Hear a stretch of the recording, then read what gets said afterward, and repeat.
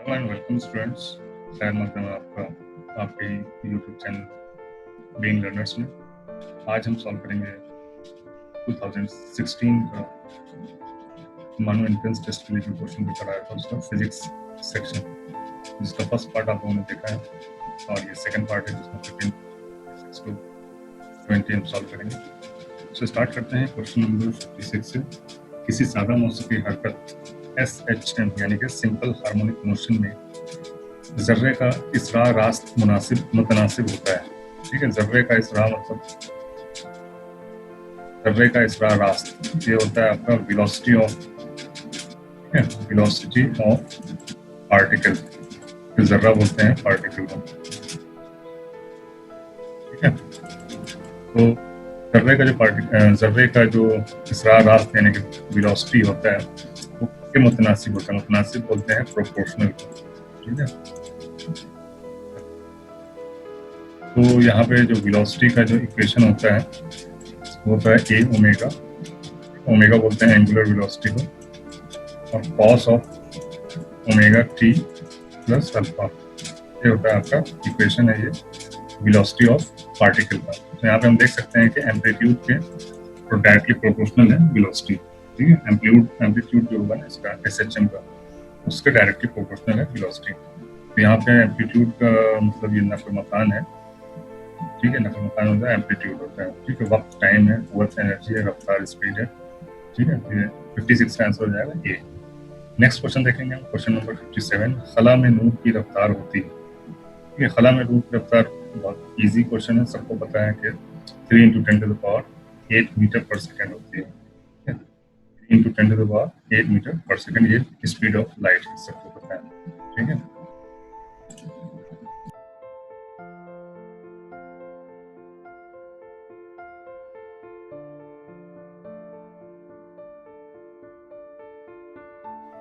Next question देखेंगे हम, question number 58। P किस्म के नीम मौसूल यानी पी टाइप सेमीकंडक्टर में ये अक्सरियत बरक़ी बरदार हैं। ठीक है, पी टाइप के सेमीकंडक्टर्स में क्या होते हैं?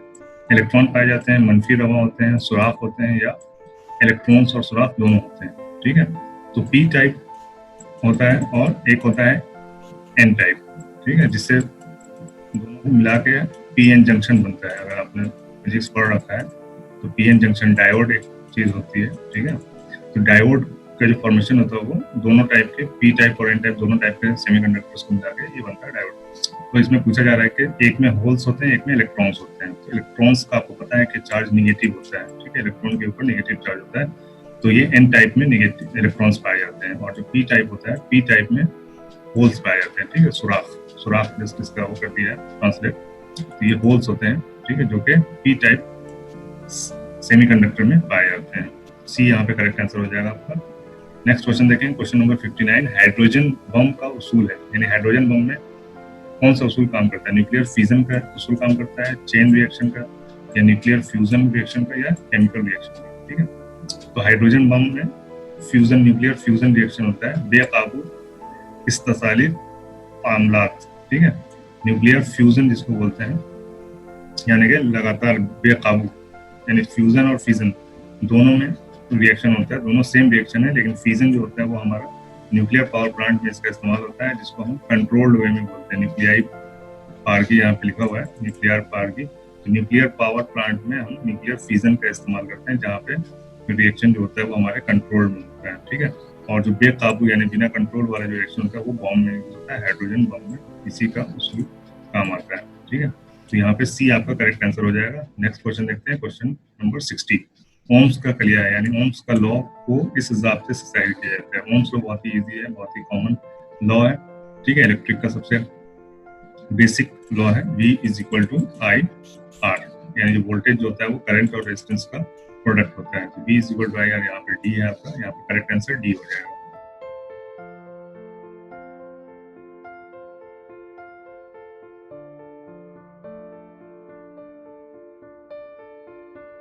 नेक्स्ट क्वेश्चन देखेंगे, क्वेश्चन नंबर 61। लेजर के बुनियादी साइंटिफिक नजरिए को सबसे पहले किसने पेश किया था? ठीक है, तो सबसे पहले डॉक्टर साहब ने पेश किया था, डॉक्टर चार्ल्स H. डाउन। ठीक है, टाउन है वैसे ये, H. टाउन है, डॉक्टर चार्ल्स स्टाउन, ठीक है, करेक्ट आंसर सी हो जाएगा यहाँ पे। नेक्स्ट क्वेश्चन देखें, क्वेश्चन नंबर 62, ट्रांसफार्मर किस उसूल पर काम करता है? ठीक है, तो बाहमी अमालियत यानी म्यूचुअल इंडक्टेंस पे ट्रांसफार्मर काम करता है, ठीक है। नेक्स्ट क्वेश्चन देखेंगे, क्वेश्चन नंबर 63, फ्लेमिंग के बाएं हाथ का रूल जो है, फ्लेमिंग लेफ्ट हैंड रूल, ठीक है, ये थंब होता है, टी, ये आपका शहादा की उंगली होती है, फर्स्ट फिंगर जिसको बोलते हैं, ठीक है, और ये मिडिल फिंगर होती है। तो फर्स्ट ये थ्रस्ट, टी से थंब भी होता है, टी से थ्रस्ट भी होता है। तो पहला वाला थ्रस्ट बताता है, सेकंड वाला मैग्नेटिक फील्ड बताता है, ठीक है, और थर्ड वाला ये करंट का डायरेक्शन बताता है, ठीक है, मिडिल फिंगर। तो यहाँ पे पूछ रहा है उसूल के मुताबिक मकनातीसी मैदान यानी कि मैग्नेटिक फील्ड की सिम्प कौन बताता है? तो ये पहली उंगली, फर्स्ट फिंगर जो है, कलमा की उंगली जिसको बोलते हैं, वो आपका मकनातीसी मैदान की सिम्प बताता है। नेक्स्ट क्वेश्चन देखेंगे, क्वेश्चन नंबर 64, किसी मुकीम मौज यानी स्टेशनरी वेव्स में वो नुक्ता जहां नकलो मकान यानी एम्पलीट्यूड अजीम तरीन होती है, ठीक है, एम्पलीट्यूड कहाँ पे, स्टेशनरी वेव किसको बोलते हैं? रुका हुआ वेव, ठीक है, ये चल नहीं रहा, ये रुका हुआ वेव है और इसको बोलते हैं हम एम्पलीट्यूड। ये एम्पलीट्यूड होता है, ये माइनस में एम्पलीट्यूड है और ये फिर से एम्पलीट्यूड। तो ये एम्पलीट्यूड सबसे ज्यादा कहाँ पे होता है? सबसे अजीम तरीन होता है आपका ज़द अक़दा में यानी एंटी नोड में, ये सबसे ज्यादा होता है, ठीक है, बी इसका करेक्ट आंसर हो जाएगा। नेक्स्ट क्वेश्चन देखें, क्वेश्चन नंबर 65, इनकाफ है, इनकाफ लिखा है, रिफ्रैक्शन जो बोलते हैं, रिफ्रैक्शन के दौरान किसमें तब्दीली नहीं होती है, ठीक है। तो यहाँ पे तूल मौज है यानी कि वेव लेंथ इसको बोलते हैं, वेव लेंथ, और इसको नूर की रफ्तार यानी सी, स्पीड ऑफ लाइट, ठीक है, और ये तारुद यानी कि फ्रीक्वेंसी, ये ऊपर के तमाम, ठीक है। अब यहाँ पे ऊपर के तमाम से मतलब क्या है?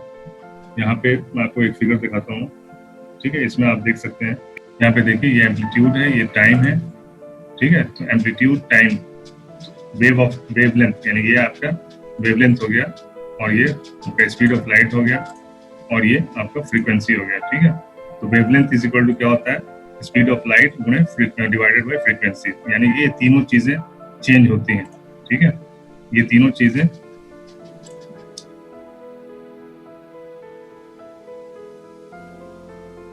चेंज होती हैं जब भी रिफ्रैक्शन होता है। अच्छा, रिफ्रैक्शन क्या होता है वो मैं आपको बता दूं, जब भी इस कोई लाइट, ठीक है, एक मीडियम से दूसरे मीडियम में से क्रॉस करती है तो उसके अंदर थोड़ा सा चेंज आ जाता है, उसके ट्रैवलिंग, उसके जो सिंक है, सिंक में चेंज आ जाता है, ठीक है। मान लीजिए कि ये एयर से पास कर रही है ये लाइट थोड़ी सी टेढ़ी हो जाती है, ठीक है, हल्की सी टेढ़ी होके फिर से ऐसे चली जाती है, ठीक है। फिर से मैं बताता हूँ,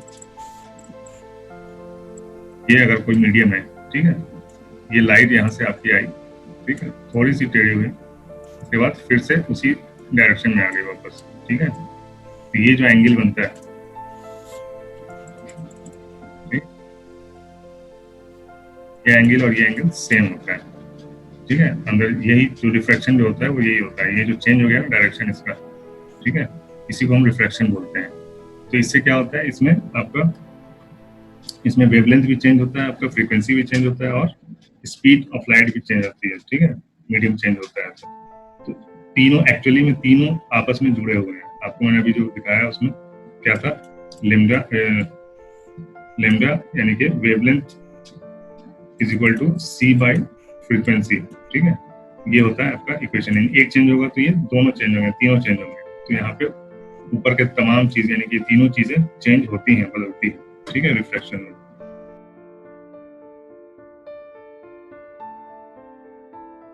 नेक्स्ट क्वेश्चन देखेंगे, क्वेश्चन नंबर 66, हरारत नूई स्पेसिफिक हीट हस्पिजेल होगा, ठीक है। स्पेसिफिक हीट किसको बोलते हैं? स्पेसिफिक हीट बोलते हैं कि हीट की इतनी तादाद पर, यानी कि क्या बोलेंगे उसको, मास, यानी इसका जो इक्वेशन है वो ये इक्वेशन है, यानी कि हीट है और ये रेट ऑफ हीट है, यानी चेंज ऑफ टेम्परेचर है, यानी टी यहाँ पे चेंज ऑफ टेम्परेचर, और एम है मास, ठीक है। 1 डिग्री सेंटीग्रेड में हीट का चेंज करने के लिए जितने मास की जरूरत होती है, जितनी हीट पर मास की जरूरत होती है, यानी कि हीट पर मास, यानी कि जो उसका वजन है, उसके जो भी चीज है, उसको जलाने के बाद यानी उसकी गर्मी डिवाइडेड बाय उसका जो मास है, ठीक है, तो उसका जो रेशियो होगा उसको बोलते हैं हम स्पेसिफिक हीट। ठीक है, उसका इक्वेशन ये बनता है Q upon M into T, यानी M क्या है यहाँ पे, मास है, T क्या है, टेम्परेचर, चेंज इन टेम्परेचर है T, और Q जो है उसका हीट है। ठीक है, तो कितना हीट देंगे पर मास ताकि 1 डिग्री सेल्सियस का चेंज आए हीट में। ठीक है, तो उसको हम स्पेसिफिक हीट बोलते हैं। सबसे अच्छा जो स्पेसिफिक हीट होता है वो पानी का होता है। ठीक है, पानी का होता है 1 डिग्री सेल्सियस पर gram of water.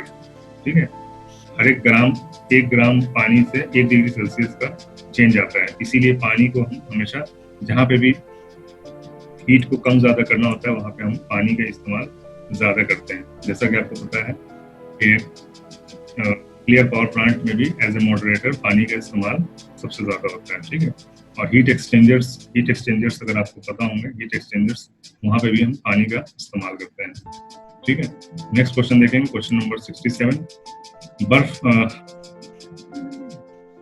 Ice just बर्फ यानी कि आइस पिघलता है तब उसकी तपिश क्या होती है, यानी कि टेम्परेचर उसका क्या होता है। आइस जब पिघलता है तो टेम्परेचर क्या होता है। ठीक है, तो आइस को जब हम गर्म करते हैं तो उस टाइम तो उसका टेम्परेचर बढ़ता है, लेकिन जैसे ही आइस पिघलना शुरू होता है तो उसका टेम्परेचर कांस्टेंट हो जाता है, यानी मुस्तकिल हो जाता है। ठीक है, पिघलने के टाइम पे आइस का जो टेम्परेचर था वो मुस्तकिल हो जाता है। क्यों? क्योंकि सारी जो टेम्परेचर होती है वो पिघलने के लिए इस्तेमाल हो जाती है। ठीक है, पिघलने का जो प्रोसेस है उसमें सारी गर्मी इस्तेमाल हो जाती है, तो टेम्परेचर कांस्टेंट हो जाता है उस दौरान। ठीक है, तो यहाँ पे ए आंसर हो जाएगा 67 का। नेक्स्ट क्वेश्चन है 68। फेरो मकनातीसी अशिया की मिसालें ये हैं, यानी कि फेरो मैग्नेटिक मटेरियल, फेरो मैग्नेटिक,